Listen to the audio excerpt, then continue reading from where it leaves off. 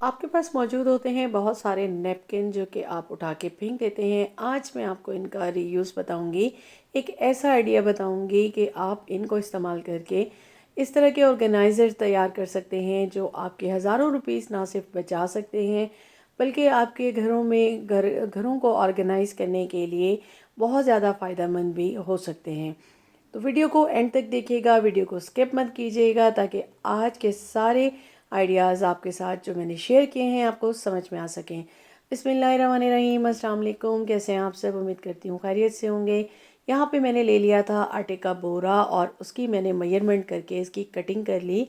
इसी तरह से नैपकिन मेरे पास मौजूद थे और उसको भी मैंने लेके तीन तीन नैपकिन को मैंने आपस में जोड़ लिया था और इसकी मुझे लेंथ और विड्थ जो है वो चाहिए थी। तो लेंथ मुझे चाहिए थी इसकी 71 इंच, यहाँ पे मेरे पास आ गई थी 73 इंच। इस तरह से विड्थ मुझे चाहिए थी 31 इंच और आ गई थी 33 इंच। अब मैंने सेंटर में रखा है इस आटे के बोरे को और ऊपर नीचे मैंने नैपकिन्स को तीन तीन को जो कि मैंने मेजरमेंट कर ली थी और इस तरह रख के मैं इन पे लंबी लंबी सिलाइयाँ लगा लूँगी और इस तरह से फिर साइडों पे लगा के बॉक्सेस बना लूँगी। अभी मेरे पास एक लंबा पीस तैयार हो चुका है। अब मैंने क्या करना है, एक्स्ट्रा पार्ट सारे मैंने कट कर लिए और स्टिचिंग के बाद और एक्स्ट्रा कटिंग के बाद मेरे पास यहाँ 71 इंच और 31 इंच की विड्थ और 71 इंच की लेंथ के साथ ये रेडी हो गया। ये पीस मेरे पास रेडी हो चुका है। अब मैंने क्या करना है, मैंने ले लिया अपना हाइलाइटर जो कि मैंने मशीन के पास लगाया हुआ है। मुझे ये इन कामों के लिए ही चाहिए होता है। अब यहाँ पे मैं 10 इंच का जो है मार्जिन लेती जाऊँगी और इस पे मार्क कर लूँगी अच्छे से।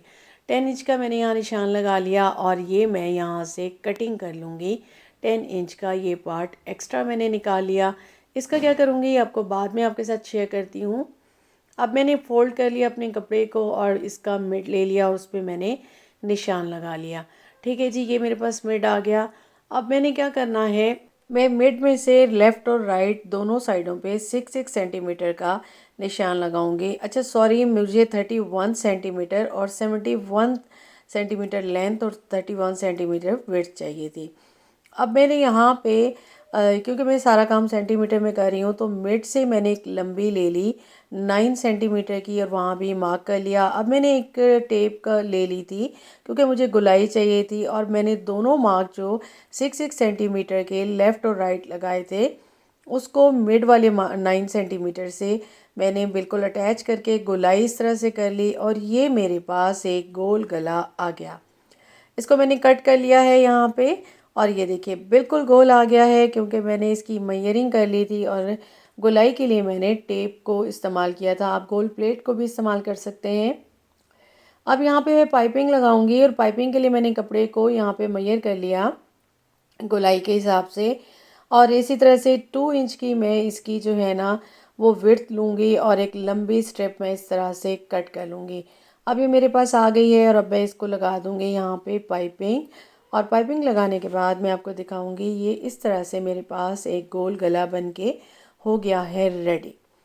ठीक है जी, अब जो मैंने पीस कट किया था ना 10 सेंटीमीटर का, ये मेरे पास आ गया और एक और पीस मैंने 10 सेंटीमीटर का इसी तरह से और 31 की जो है ना विड्थ लेके मैंने यहाँ पे रेडी कर लिया था। तो अब एक पीस को मैं रखूँगी इस गले के नीचे और दूसरे पीस को रखूँगी ऊपर। अब यहाँ मैं स्ट्रेट सिलाई लगा दूँगी जहाँ मेरी फिंगर है यहाँ पे और ये देखिए ये कुछ इस शेप में मेरे पास आ जाएंगे। दोनों पार्ट्स को मैं ऊपर कर लूँगी तो सीधे कर लिए और ये मेरे पास कुछ इस तरह की शेप आ गई है। अब इसको मैंने अच्छे से जो है ना वो हाथों की मदद से प्रेस कर कर के मैंने इक्वल कर लिया। अब मैं क्या करूँगी, जो मैंने पार्ट सीधा अंदर की तरफ रखना है ना उसके ऊपर मैं इस पार्ट को ला के कुछ इस तरह से मैं इसको यहाँ पे स्टिच करूँगी। पहले तो मैंने इसको इक्वल कर लिया। अब मैंने क्या करना है कि इसको मैंने ले लिया और मेरे पास मौजूद है एक हैंगर। मैंने यहाँ पे एक हैंगर ले लिया और मैं इसकी मेजरमेंट ले लूँगी कि ये हैंगर कितना है। पहले तो ये हैंगर बड़ा था तो इसकी साइडों पे मैंने देख के ना यहाँ पे मैं इसके निशान लगा दूँगी कि इन दोनों को मैंने कट कर लेना है एक्स्ट्रा पार्ट को। और अब यहाँ पे मैंने मार्क लगा देना है बिल्कुल जो मिड आ रहा था ना हमारे इस हैंगर का, यहाँ से लेके मैंने बिल्कुल इसी शेप में यहाँ पे निशान लगा दिया दोनों तरफ। अब मैं इसको अच्छे से ज़रा गहरा कर लूँगी क्योंकि यहाँ पे मैंने लगानी है सिलाई, और इसको मैं यहाँ से सिलाई लगाते हुए नीचे की तरफ ले आऊँगी। तो इसको मैं रेडी करने के बाद आपको दिखाती हूँ। यहाँ पे मैंने सिलाइयाँ लगा ली थी और ये कुछ इस शेप में मेरे पास बन गया। अब मैं इसको सीधा करूँगी, लेकिन सीधा करने से पहले मैंने क्या करना है, यहाँ पे मैं ले लूँगी कैंची को और इसके जो एक्स्ट्रा पार्ट हैं दोनों जो हैंगर की साइड के, उसको मैं कट कर लूँगी। ठीक है जी, यहाँ पे सिलाइयाँ लगी हुई हैं, अब कट करना कोई इतना मुश्किल काम नहीं है। अब आपने क्या करना है कि ये साइडों पे सारे कट लगा देंगे, ऊपर की तरफ से भी, नीचे की तरफ से भी, जो साइडें हैं वहाँ से भी। इस तरह से ये आपको ना सीधा करने में ज़रा आसानी हो जाती है, और आप जो भी चीज़ बना रहे हो ना, आपकी इजीली वो रेडी हो जाती है, और उसको सीधा करेंगे तो आसानी से हो जाती है। कॉर्नर्स जो हैं वो इजीली सेट हो जाते हैं। अब मैं इसको सीधा कर लूँगी। सीधा करने के बाद आप देखेंगे कि मेरे पास ये शेप कुछ इस तरह की रेडी हो चुकी है। मिड में ये देखिए, ये बिल्कुल जी यहाँ से ओपन है, तो यहाँ से मैं इसको हाफ इंच इतना अंदर मोड़ लूँगी। और ये क्योंकि मोटा था तो यहाँ से सीना ज़रा मुश्किल है, तो मैं क्या करूँगी कि सुई धागा ले लूँगी और उसकी मदद से मैं इसको यहाँ पे अंदर की तरफ फोल्ड करके सी लूँगी, ताकि यहाँ पे हमारी थोड़ी सी फिनिशिंग आ जाए। वरना ये थोड़ा सा रफ रफ सा लग रहा था, क्योंकि यहाँ जाहिर सी बात है हमने स्टिचिंग नहीं की थी। तो यहाँ पे मैं सुई धागे से स्टिच कर दूँगी। अब मेरे पास एक ऑर्गेनाइज़र रेडी हो गया है, और अब मैं चाहूँ तो यहाँ पे जो मैंने ये बनाई थी जगह, यहाँ पे लेस लगा सकती हूँ। मैंने इसको एज़ इट इज़ रखा है। अब मैंने यहाँ पे ले लिया है हैंगर, और हैंगर को मैं इसके अंदर पुट करके देखूँगी कि कितना हैंगर जो है एक्स्ट्रा है, तो उसको मैं दोबारा से कट कर लूँगी। कट करने के बाद मैंने इसके अंदर फिक्स कर दिया, और जो एक्स्ट्रा था वो हमारे पास कट होके आ गया। अब ये जी मेरा बिल्कुल रेडी हो चुका है एक ऑर्गेनाइज़र, और इसको मैं कहाँ यूज़ करने वाली हूँ। बिल्कुल देखिए, नो कॉस्ट घर में ही सारी चीज़ें मौजूद थी और मैंने इस्तेमाल किया है। बिल्कुल जी, हमारे पास होती हैं इस तरह के काफ़ी सारी जो है ना ये क्लॉथ क्लिप्स होती हैं, इधर उधर बिखरी रहती हैं। तो यहाँ पे हम इसको ऑर्गेनाइज़ कर देंगे इसके अंदर। पहला यूज़ तो मैं करने वाली हूँ कुछ इस तरह से। आप चाहें तो इसको जो है सॉक्स वगैरह के लिए भी यूज़ कर सकते हैं।